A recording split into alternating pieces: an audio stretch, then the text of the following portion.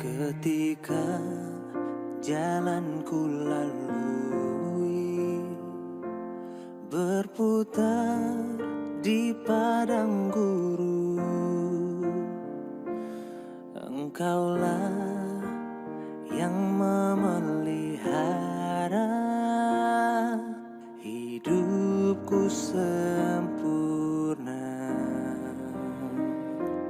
Ketika jalan yang ku tempuh berujung di sungai dalam, Engkaulah yang mengeringkannya untuk ku seberangi. Selalu ada jalan saat seakan tiada jalan, sebab Tuhan ada di depanku, membuka jalan bagiku. Selalu ada jalan di mana ada kemauan, biarlah ku hidup selalu di jalan yang kau tunjukkan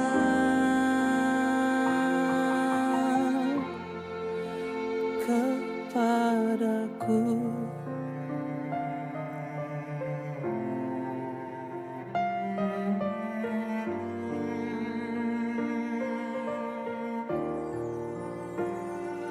Ketika jalan yang ku tempuh berujung di sungai dalam, Engkaulah yang mengeringkannya untuk ku seberangi.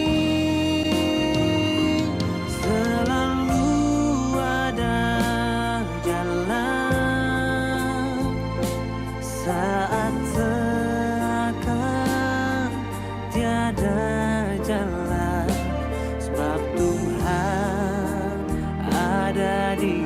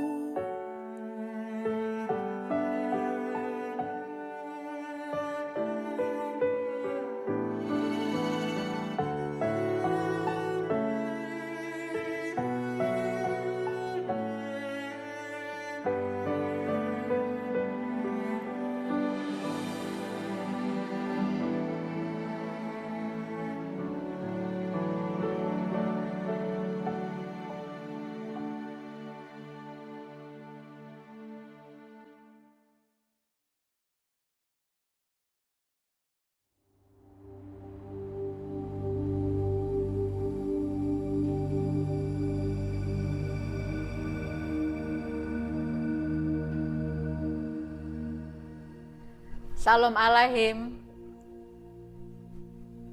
Sidang jemaat GPF Angelika yang saya kasihi,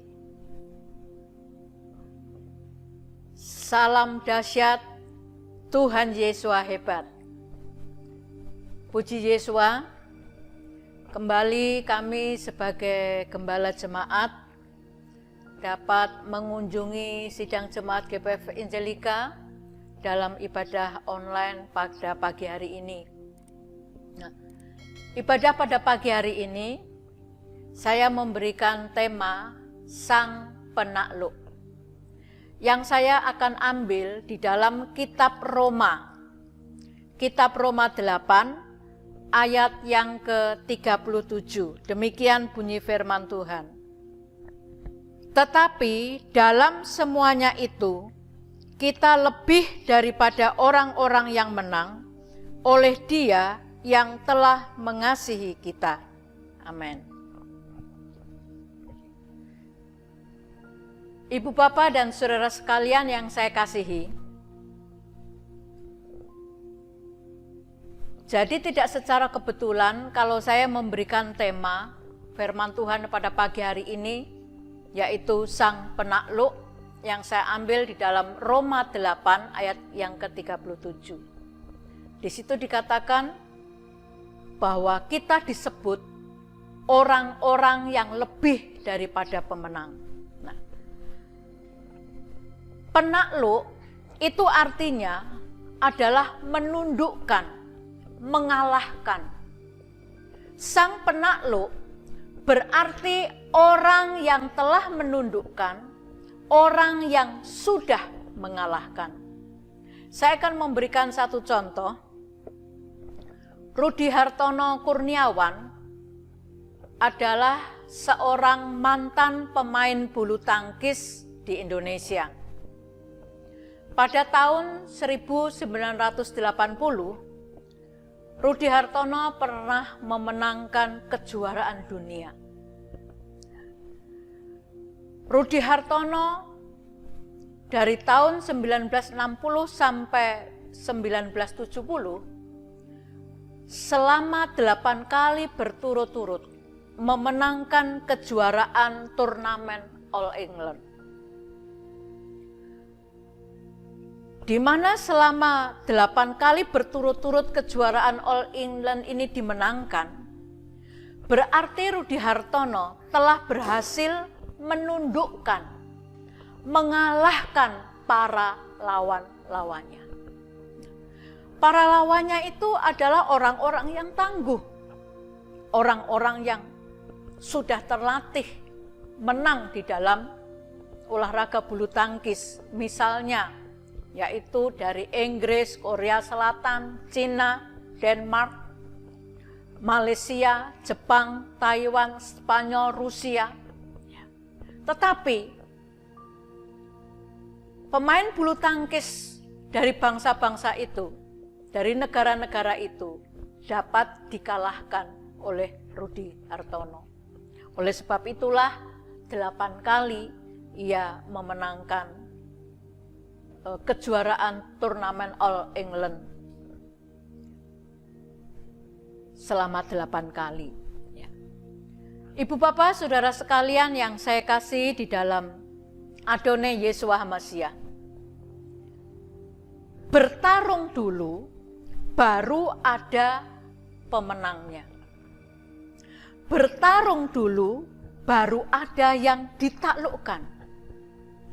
Orang yang bisa mengalahkan, orang yang bisa menaklukkan dalam sebuah pertarungan, dalam sebuah pertandingan disebut seorang pemenang.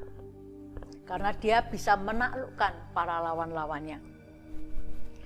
Kemenangan itu diperoleh tidak gampang, tetapi melalui perjuangan yang gigih. Nah, olehnya pada kesempatan pagi hari ini, saya ingin bertanya kepada jemaat GPF Angelika. Dan tolong saudara bisa menjawabnya dengan jujur. Siapa di antara saudara yang berpikir bahwa ikut Tuhan tidak ada masalah. Maaf, kalau saudara berpikir seperti itu, saudara salah besar. Untuk menjadi seorang yang lebih dari pemenang, tapi tidak pernah menjadi seorang pemenang. Bagaimana saudara akan menjadi seorang yang lebih dari pemenang, menjadi seorang sang penakluk, sedangkan menang saja saudara nggak pernah? Loh, ini kan memalukan saudara. Ingin disebut jadi orang yang lebih dari pemenang, tapi nggak pernah menang. Sekali lagi ini adalah sesuatu hal yang memalukan. Ibu, Bapak, dan saudara sekalian yang saya kasih di dalam Adonai Yeshua Hamasyah. Seperti halnya Rudi Hartono dalam kejuaraan All England, beliau tidak hanya mengalahkan satu negara, tapi satu persatu negara-negara yang juara dibilang bulu tangkis, itu dikalahkan, ditaklukkan. Sehingga Rudi Hartono menjadi pribadi yang lebih dari para pemenang. Karena apa? Satu persatu negara-negara itu dikalahkan, ditaklukkan lawan-lawannya, sehingga dia keluar sebagai pemenang. Nah, pertanyaannya, kapan saudara menang? Saudara akan menjadi seorang pemenang ketika saudara ada masalah. Masalah datang kepada saudara tidak selamanya buruk. Masalah datang tidak selamanya akan menghancurkan hidupmu. Tuhan seringkali mengizinkan masalah terjadi. Sekali lagi, itu bukan sesuatu hal yang buruk, itu bukan sesuatu yang akan menghancurkan hidupmu. Tetapi supaya nama, label yang diberikan kepada saudara bisa tergenapi di dalam hidupmu. Label itu, nama itu adalah saudara lebih dari pemenang, atau saudara adalah seorang penakluk. Mari saudaraku yang saya kasihi, kita akan melihat kehidupan daripada Daud, Raja Saul, pasukan Israel dalam 1 Samuel 17. Nah, di dalam 1 Samuel 17 dikisahkan orang-orang Filistin maju berperang melawan bangsa Israel. Filistin berkemah di Efes Damim, sedangkan bangsa Israel di seberangnya, yaitu berkemah di lembah Tarbatin. Nah, dalam peperangan ini, Filistin menghendaki pertarungannya 1 lawan 1. Yang menang ataupun yang kalah itu mewakili bangsanya masing-masing. Kalau maju satu persatu ini, kemudian Filistin menang, maka itu berarti kemenangan bangsanya. Kalau Israel menang 1 lawan 1, maka kemenangan ada di pihak bangsa Israel. Nah, di dalam peperangan 1 lawan 1, suatu saat tampillah dari Filistin tentara yang bernama Goliat dengan tinggi besar 6 hasta 1 jengkal. Jadi kurang lebih tingginya itu 3 meter. Dengan memakai baju perang lengkap, disertai dengan membawa senjata. Lalu di depannya Goliat ada orang yang membawa perisai. Secara manusia, perlindungan Goliat begitu sempurna. Lalu ketika Goliat bangkit di perkemahan Efes Damim, Goliat mulai berteriak-teriak. Goliat mulai menantang. Goliat mulai berkoar-koar. Ya, di dalam 1 Samuel 17 ayat 4 sampai 10. Nah, di dalam ayat 11 ditulis di dalam kitab suci, ketika mendengar tantangan, ejekan-ejekan Goliat, rendahan-rendahan Goliat, maka Raja Saul, pasukan Israel, ditulis dalam ayat yang ke-11, hatinya cemas dan sangat ketakutan. Goliat selama 40 hari, pagi dan petang, itu menantang, berkuar-kuar, mengintimidasi Raja Saul dan pasukan Israel. Dan tidak ada satupun yang berani maju menghadapi Goliat. Jadi selama 40 hari yang ada di hati Saul dan pasukannya adalah hati yang cemas, hati yang sangat takut.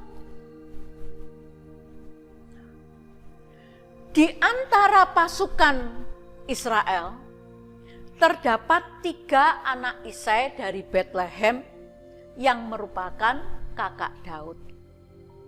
Nah, kemudian Daud disuruh oleh ayahnya Isai untuk mencari tahu keberadaan kabar kakak-kakaknya sambil membawa makanan-makanan.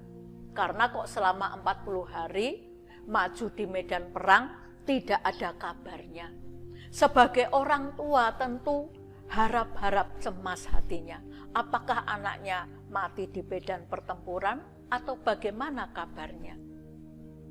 Oleh sebab itulah Isai menyuruh anak bungsunya yang bernama Daud ini menyusul di medan peperangan untuk mencari kabar mengenai ketiga kakaknya Daud ini. Nah, kitab suci mengatakan pagi-pagi benar Daud bangun, segera berkemas menuju medan peperangan. Sesampainya di lembah Tarbantin, Daud mendapati Goliat sementara melecehkan pasukan Israel. Sekali lagi di sini kita mendapatkan ketika Daud ada di medan pertempuran, dia mendengar Goliat melecehkan pasukan Israel. Kemudian Daud juga melihat pasukan Israel berserta rajanya Saul diliputi kecemasan dan ketakutan yang amat sangat. Melihat situasi yang sedemikian rupa, Daud tidak tinggal diam. Dia ingin mengatasi situasi yang demikian menekan, mengintimidasi raja dan bangsanya. Nah, dari peristiwa ini kita akan belajar langkah-langkah atau hal-hal positif apa yang diambil oleh Daud sehingga dia disebut sebagai sang penakluk, orang yang lebih dari pemenang. Buktinya apa?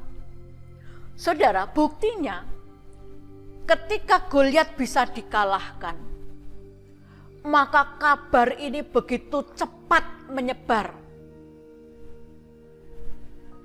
Dan ketika pulang dari medan pertempuran, maka Daud dielu-elukan oleh masyarakat, terlebih-lebih para wanita-wanita muda. Karena Goliat dikalahkan oleh anak remaja. Sehingga keluarlah satu nyanyian secara spontan disertai dengan tarian-tarian. Saul mengalahkan beribu-ribu musuh, tetapi Daud berlaksa-laksa. Ini menunjukkan bahwa Daud itu adalah sebagai satu pribadi sang penakluk. mengalahkan beribu-ribu laksa, berarti dia adalah orang yang lebih daripada pemenang. Nah, olehnya pada pagi hari ini kita akan belajar langkah-langkah atau hal-hal positif apa yang diambil oleh Daud sehingga dia disebut sebagai sang penakluk, orang yang lebih dari pemenang. Hal pertama yang perlu saudara ketahui, Goliat itu berbicara tentang masalah besar, masalah tangguh, masalah yang sulit dikalahkan, bahkan tidak mungkin dikalahkan. Makanya selama 40 hari, Raja Saul dan pasukan Israel hanya mengalami kecemasan hati dan ketakutan amat sangat.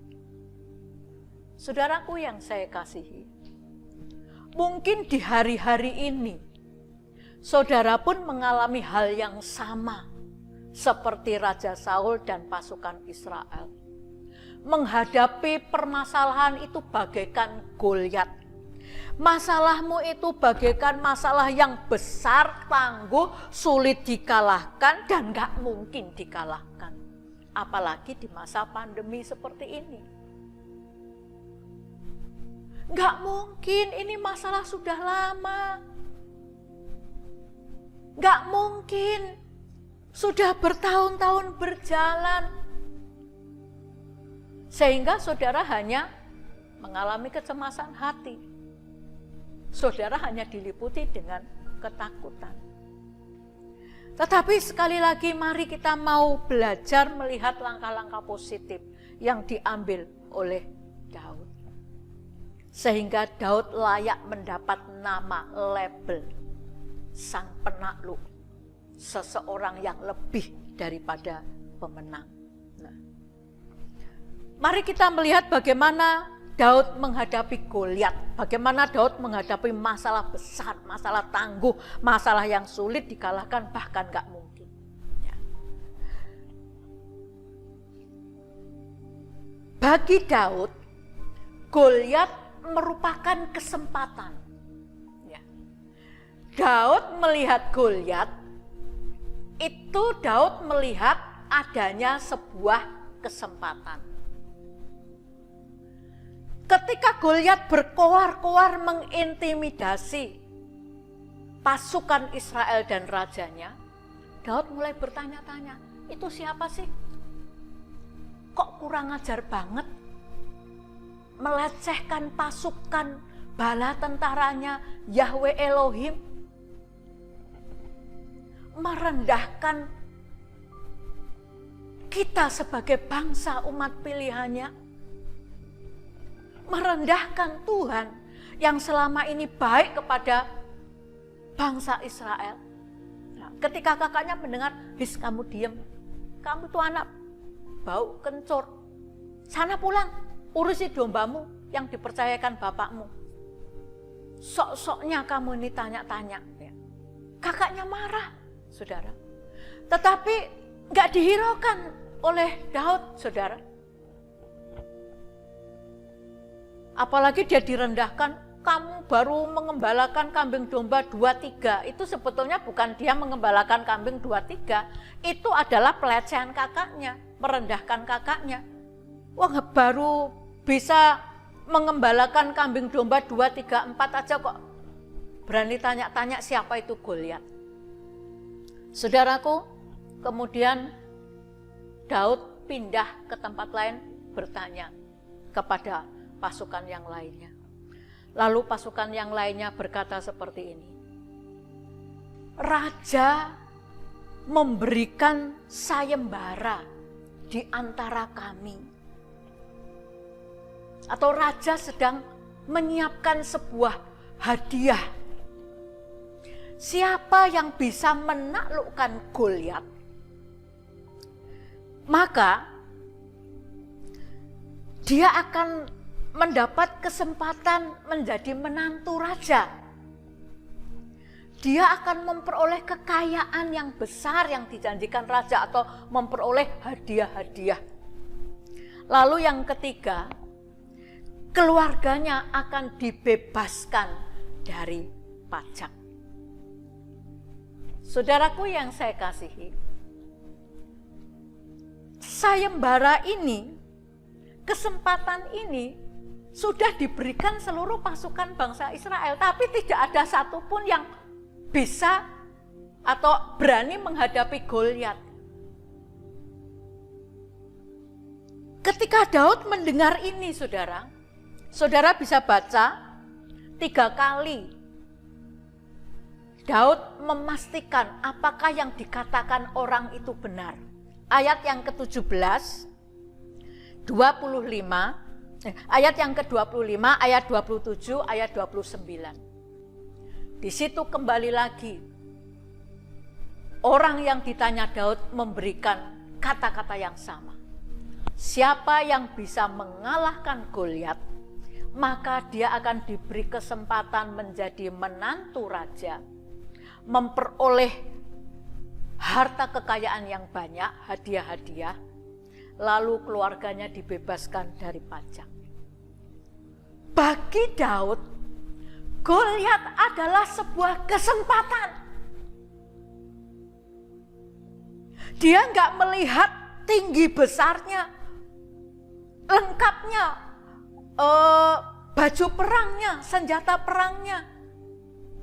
Tapi ketika dia melihat Goliat, dia melihat sebuah kesempatan di mana dia akan menjadi menantu raja, memperoleh kekayaan yang banyak, dan keluarganya bebas dari pajak. Saudaraku yang saya kasihi di dalam Adonai Yesus Hamasia.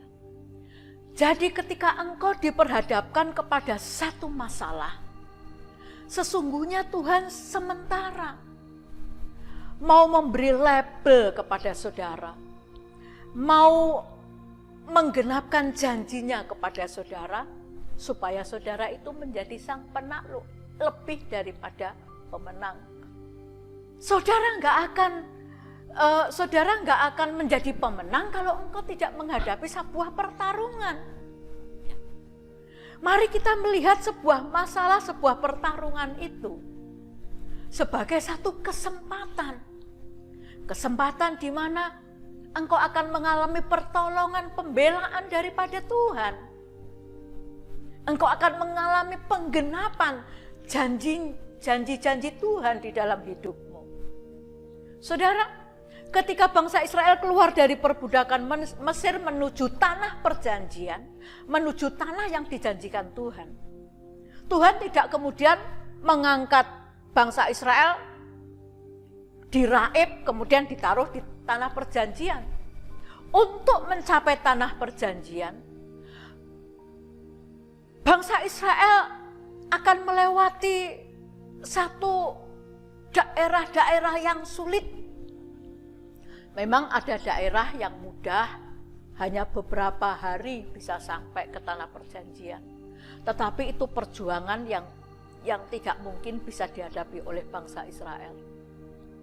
Maka Tuhan membawa mereka melalui jalan memutar. Ya. Tetapi sesungguhnya kesulitan-kesulitan yang nanti akan dihadapi oleh bangsa Israel itu merupakan kesempatan untuk bangsa Israel melihat siapa Tuhan yang disembahnya, siapa Elohim yang disembahnya. Dia akan bisa merasakan bagaimana di padang gurun yang tidak ada swalayan, tidak ada pasar, namun dia tetap bisa makan. Bahkan dikatakan pakaiannya tidak lapuk, sepatunya tidak menjadi rusak.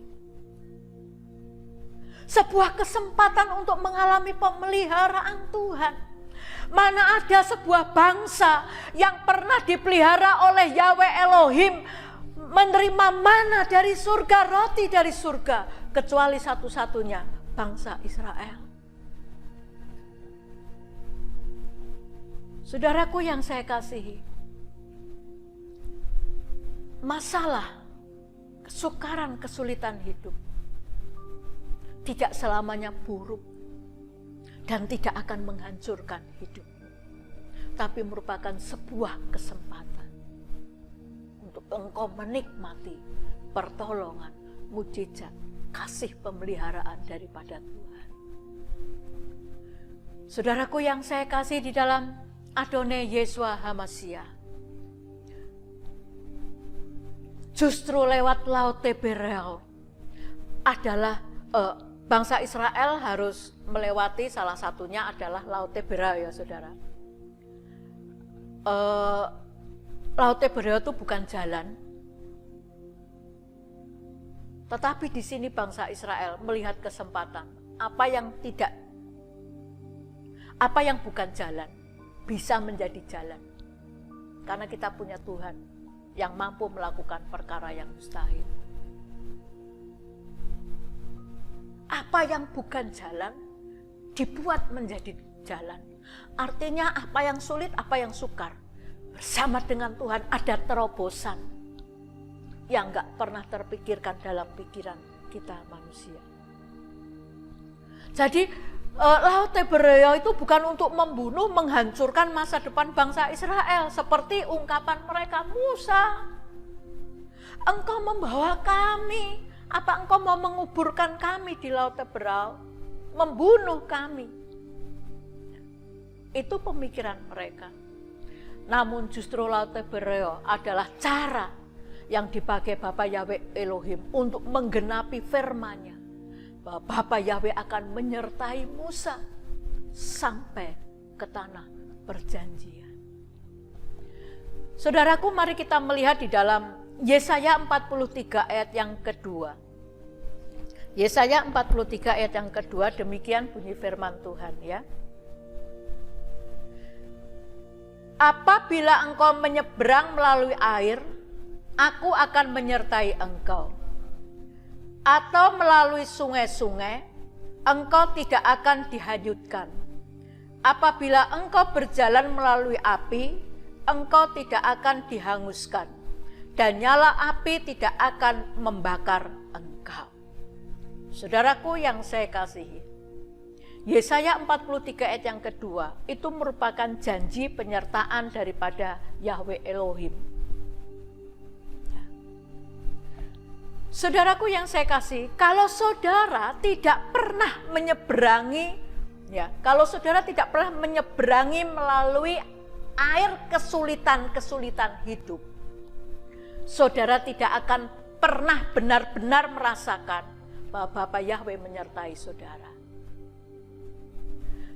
Bagaimana saudara bisa membuktikan bahwa sungai-sungai masalah tidak bisa menghanyutkan saudara kalau saudara tidak berani berjalan di sungai-sungai masalah? Saudara tidak akan bisa membuktikan kepada dunia bahwa api permasalahan tidak akan menghanguskan, tidak akan membakar hidup saudara kalau saudara tidak berani berjalan di api permasalahan. Saudara, gambaran kita menyeberangi air, kita berjalan melalui sungai-sungai, berjalan melalui api, itu berbicara tentang kesulitan-kesulitan yang kita hadapi, dan itu memang gak mudah, saudara. Tapi kalau engkau gak berani, bagaimana engkau bisa bersaksi, aku berjalan di sungai-sungai kesulitan tetapi aku tidak dihanyutkan? Kenapa? Karena Tuhan menyertai. Aku berjalan di dalam api-api persoalan, tetapi api persoalan itu tidak membakar aku, tidak menghanguskan aku. Kenapa?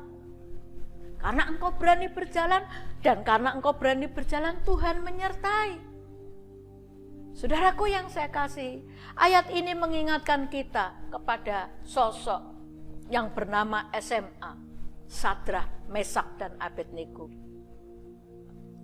Sadrah, Mesak, dan Abednego tidak akan bisa bersaksi bahwa Bapa Yahweh adalah Elohim yang besar, dahsyat, ajaib, dan yang tidak membiarkan orang-orang yang taat, orang-orang yang setia, orang-orang yang mengasihi Dia dihanguskan, dibakar oleh dapur perapian, saudara. Jika SMA tidak dimasukkan ke dalam dapur perapian. Sadrak, Mesak, dan Abednego mengalami dapur perapian. Yang mengantar raja nggak sampai masuk udah mati, saudara. Tapi di sini SMA bisa bersaksi. Benar, ketika mereka harus masuk ke dalam api ujian, api masalah, api persoalan, api masalah itu tidak menghancurkan mereka, tidak membunuh mereka, justru mendatangkan hormat kemuliaan bagi nama Yahweh Elohim, Tuhan yang disembah oleh Abraham, Ishak, dan Yakub, para nabi dan bangsa Israel. Ibu Bapa yang saya kasihi di dalam Adonai Yeshua HaMashiach, jadi Goliat di mata Daud merupakan kesempatan. Kesempatan untuk melihat kasih kuasa, kebaikan dan pertolongan daripada Bapa Yahweh Elohim. Nah, yang berikutnya, saudara, langkah-langkah positif apa yang dilakukan oleh Daud menghadapi Goliat? Daud mengucapkan atau Daud berkata-kata positif. Nah, sementara Saul cemas, hatinya cemas dan ketakutan sangat bersama pasukannya, kemudian Daud berkata kepada orang yang ngomong bahwa siapa yang menangkan Goliat akan mendapat kesempatan menjadi menantu, memperoleh hadiah, dibebaskan pajak. Saya berani menghadapi Goliat. Lalu kemudian dibawalah Daud menghadap Raja Saul. Lalu Raja Saul, kamu ya mungkin hatinya ketawa ya, tapi karena dia ketakutan mungkin nggak sampai dia bisa ketawa, tapi dia ngomong, apa kamu bisa ngalahkan? Ngawur wae. Ya. Dia itu sejak remajanya, Goliat itu sejak remajanya sudah terlatih berperang sampai dia tua dedengkotan gitu. Lah kamu ini masih remaja kok mau menghadapi itu? Nah, di sini saudaraku yang saya kasihi, kata-kata positif yang diucapkan Daud, yang pertama-tama, dia menenteramkan hati Saul. Di ayat yang ke-32 saya akan bacakan ya. 1 Samuel 17 ayat yang ke-32. Berkatalah Daud kepada Saul, janganlah seorang menjadi tawar hati karena dia, karena Goliat. Hambamu ini akan pergi melawan orang Filistin itu. Saudara, dia punya kata-kata positif. Kata-kata positif yang pertama itu ketika dia melihat rajanya itu cemas, ketakutan sangat, Daud menenteramkan. Janganlah seorang menjadi tawar hati karena Goliat. Ya. Saudaraku yang saya kasih di dalam Adonai Yeshua HaMashiach, mengapa Daud selalu mengucapkan kata-kata positif? Nah, kita belajar yang berikutnya dari kehidupan Daud. Mengapa dia selalu mempunyai kata-kata yang positif ya? Yang berikutnya adalah pengalaman hidupnya yang real bersama dengan Yahweh Elohim. Jadi Daud itu memiliki pengalaman hidup yang real, yang sungguh nyata dengan Bapa Yahweh Elohim. Daud memiliki hubungan intim dengan Yahweh Elohim. Daud bergaul karib sehingga Daud bisa bersaksi kepada Raja Saul bagaimana Yahweh Elohim menyertai menolong hidupnya di saat-saat situasi genting. Di saat situasi genting. Nah, sebelum kita melihat bahwa kata-kata positif apa yang disampaikan kepada Daud, ya, kepada Daud. Kata-kata positif Daud yang diucapkan kepada Raja Saul. Dia memiliki kata positif karena dia memiliki pengalaman hidup yang real dengan Bapa Yahweh Elohim.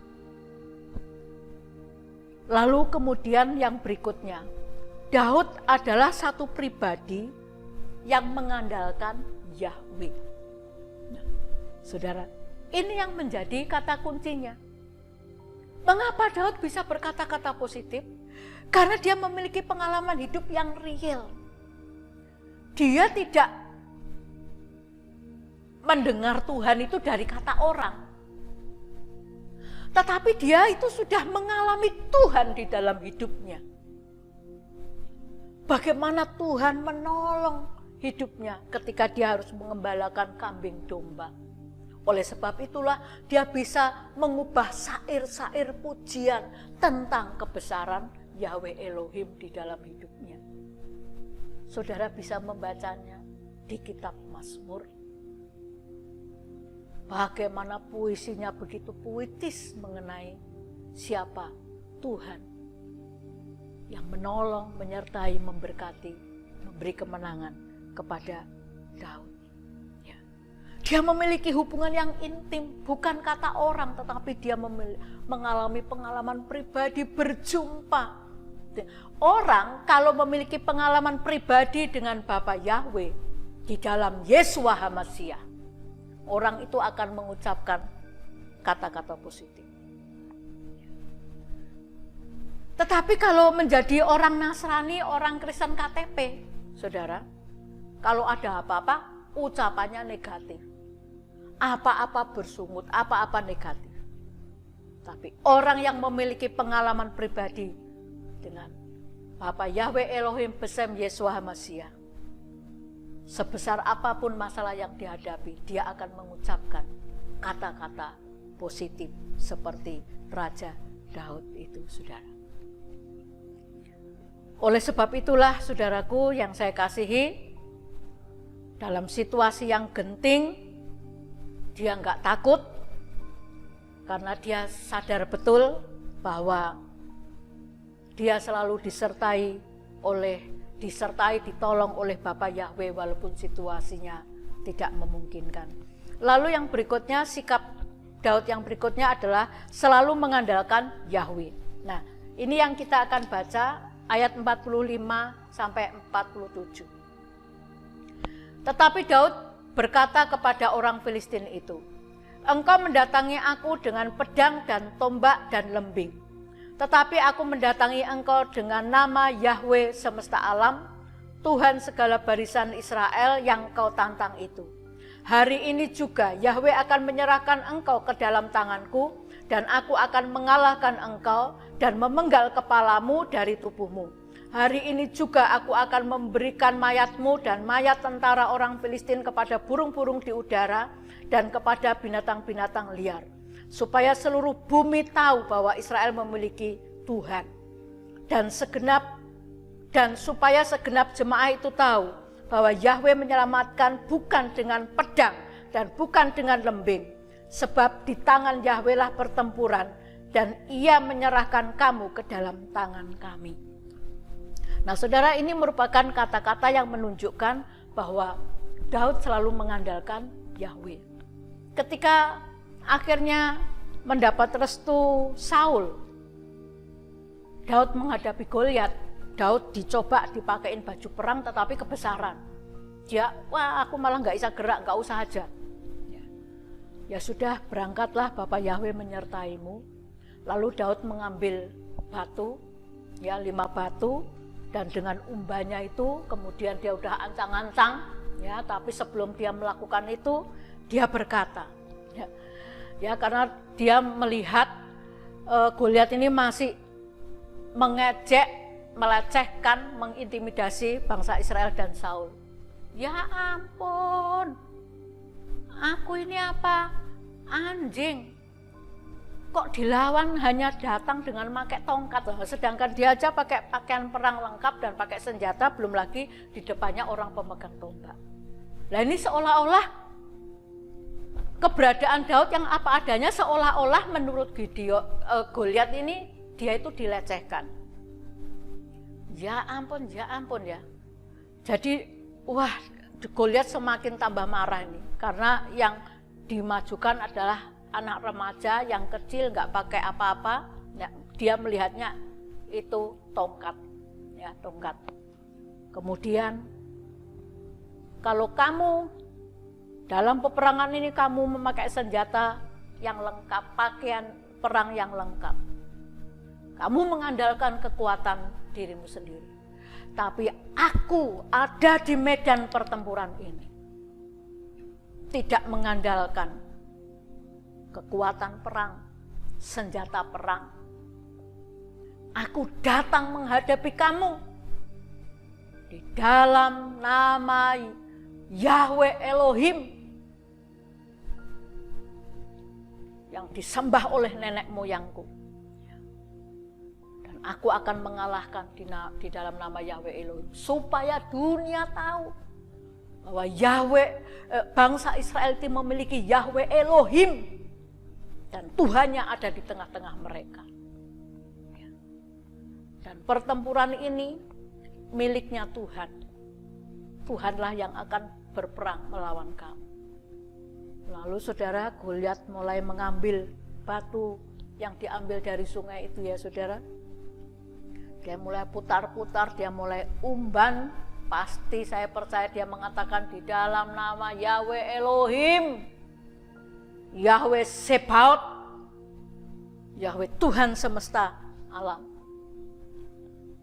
Dan sungguh orang yang mengandalkan Yahweh Elohim, orang yang mengandalkan Yeshua HaMashiach adalah orang yang diberkati sesuai dengan Yeremia 17. Saudara, dan betul apa yang diumban itu tepat kena di dahi Goliat. Dan seketika itu Goliat jatuh rebah. Ya. Ketika Goliat jatuh rebah, saudara, Daud segera berlari dengan pedangnya Goliat, dia memotong kepala Goliat. Lalu terjadilah sorak-sorai dari tentara pasukan Israel. Sorak-sorai pasukan tentara Israel membuat pasukan Filistin lari kocar-kacir. Saudaraku yang saya kasihi, Goliat seolah-olah masalah yang besar, masalah yang tangguh, masalah yang sulit dikalahkan dan gak mungkin bisa dikalahkan. Tapi di mata Daud, Goliat adalah satu kesempatan. Di mata Daud, saudara, menghadapi Goliat bukan dengan persungutan, bukan dengan kecemasan, ketakutan, tidak menyelesaikan masalah. Yang bisa dilakukan oleh ketakutan, kecemasan adalah membuat rambutmu putih, membuat jantung-jantungan, saudara, sakit-sakitan. Tapi dengan berkata-kata positif, itu akan membuat hati daripada Yeshua HaMashiach disukakan. Karena sebagai anak Tuhan, engkau selalu berkata positif, walaupun situasinya tidak memungkinkan. Mari kita belajar berkata positif. Keluhan juga tidak bisa menyelesaikan masalah, saudara. Mari kita belajar berkata-kata positif. Dan di situasi yang sulit seperti itu, mari kita akan seperti Daud. Belajar, saudara, bergantung, mengandalkan Tuhan, masuk dalam doa. Doa puasa, doa pagi, doa siang, doa malam, doa bersama keluarga. Ayo, apa yang menjadi Goliat di dalam hidupmu, engkau perangi dengan bergaul dengan Dia, alami Tuhan. Milikilah hubungan yang intim dengan Tuhan. Milikilah pengalaman dengan Tuhan. Maka saya percaya, saudara, kalau engkau memiliki pengalaman pribadi dengan Tuhan, dalam engkau menjalani perjalanan hidup, masalah demi masalah akan saudara hadapi. Namun saudara akan menjadi orang yang lebih daripada pemenang. Karena apa? Engkau selalu berkata positif. Sehingga engkau mengalami pengalaman hidup.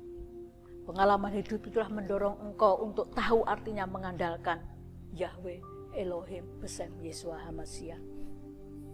Kesimpulan daripada firman Tuhan ini, saudara, Goliat masalah yang mengintimidasi saudara, jangan membuat saudara cemas, takut dan tawar hati. Destinasi saudara diselamatkan adalah supaya saudara menjadi orang-orang yang lebih dari pemenang. Orang-orang yang selalu menang dari satu masalah ke masalah yang lain. Orang-orang yang bersama dengan Tuhan Yesus mengalahkan, menundukkan masalah-masalah. Sehingga saudara adalah orang dengan label lebih dari pemenang. Karena saudara adalah sang penakluk. Karena saudara adalah didestinasikan hidupmu menggenapi janji firman Yahweh.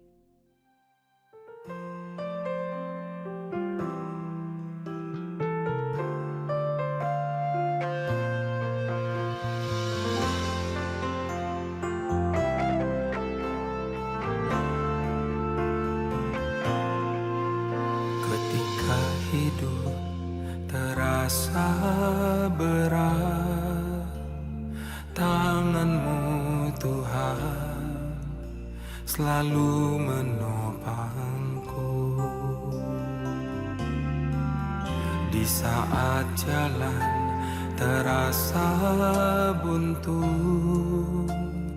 cahaya-Mu Tuhan selalu terangiku. Mujizat-Mu masih terjadi tiap hari, selalu terjadi. Mujizat-Mu masih terjadi setiap hari, selalu terjadi.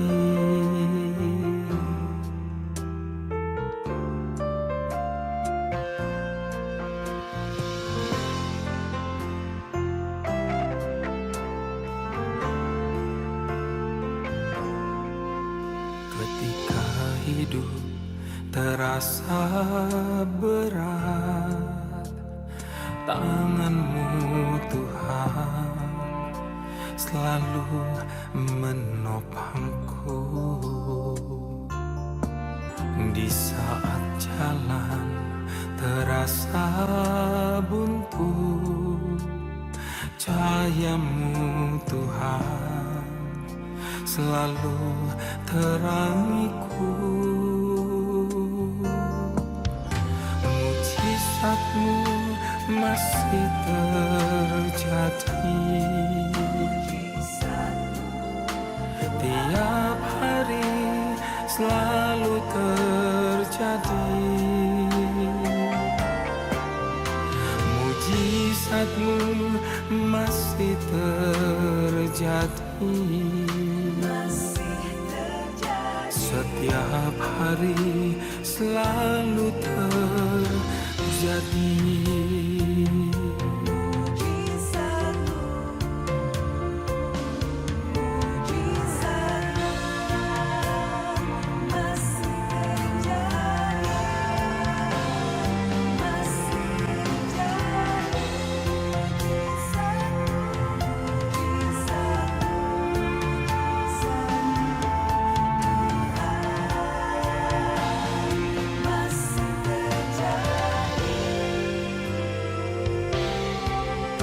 Mujizat-Mu masih terjadi tiap hari, selalu terjadi. mujizatmu masih terjadi. Setiap hari selalu terjadi. Mujizatmu masih terjadi. Tiap hari selalu terjadi. Mujizatmu masih terjadi. Setiap hari selalu terjadi. Setiap hari selalu terjadi.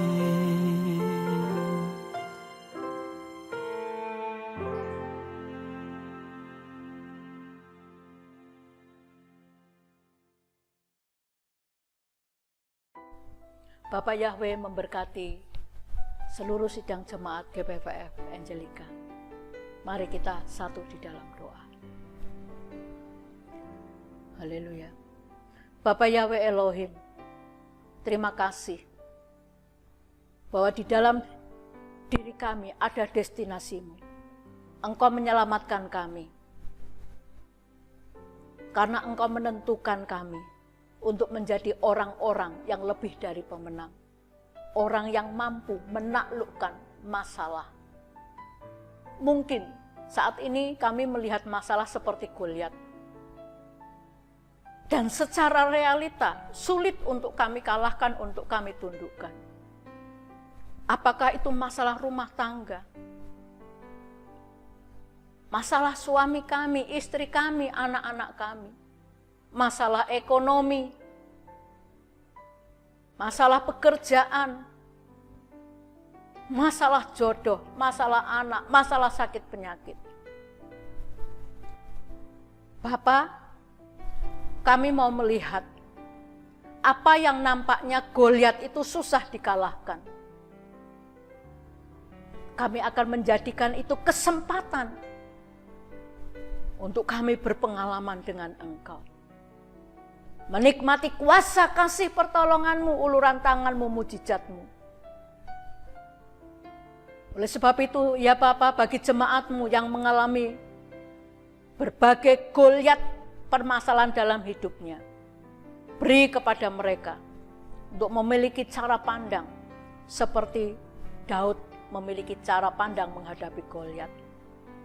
Kuduskan, sucikan mulut setiap kami, supaya ketika kami menghadapi masalah bukan keluhan, tetapi yang keluar adalah kata-kata positif. Mendeklarasikan firman-Mu.